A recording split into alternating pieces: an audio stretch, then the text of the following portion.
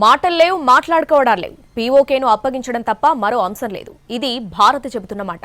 ఇవాళ జరిగే డీజీఎంఓల సమావేశం మొత్తం పాక్ ఆక్రమిత కశ్మీర్ చుట్టే తిరిగే అవకాశం కనిపిస్తోంది. మరోవైపు ఎవరి మధ్యవర్తిత్వం అవసరం లేదంటూ ప్రధాని మోడీ చెప్పడం హాట్ టాపిక్ గా మారింది. కశ్మీర్ విషయంలో స్పష్టమైన వైఖరి ఉందని భారత్ మరోసారి క్లారిటీ ఇచ్చింది. పాక్ ఆక్రమిత కాశ్మీర్ పీఓకే తిరిగి రావడమనే ఒకే ఒక్క విషయం మిగిలి ఉందని తేల్చి చెప్పింది. దీంతో ఇవాల్టి చర్చల అంశం దీని చుట్టే జరిగే అవకాశం ఉంది. నిన్న మీడియా సమావేశంలోనూ త్రివిధ దళాల అధికారులు ఇదే విషయాన్ని స్పష్టం చేశారు. పాక్ ఆక్రమిత కశ్మీర్ను అప్పగించడం మినహా మరో విషయం లేదు, అంతకుమించి మాట్లాడేది లేదని చెప్పేశారు. ఉగ్రవాదుల అప్పగింతపై వాళ్లు మాట్లాడితే తాము మాట్లాడతాం తప్ప మరో విషయంపై మాట్లాడే ఉద్దేశం మాకు లేదన్నారు. ఇటు ప్రధాని నరేంద్ర మోడీ కూడా అంతర్జాతీయ సమాజానికి పాకిస్తాన్కు భారత్ వైఖరేంటో స్పష్టంగా చెప్పేశారు. కశ్మీర్ విషయంలో భారత్ వైఖరి ఎప్పుడూ ఒక్కటే అన్న మోడీ కశ్మీర్ను భారత్కు అప్పగించడం తప్ప పాక్కు గత్యంతరం లేదని తేల్చి చెప్పారు. కశ్మీర్ విషయంలో ఇంతకుమించి మాట్లాడేదేమీ లేదన్నారు.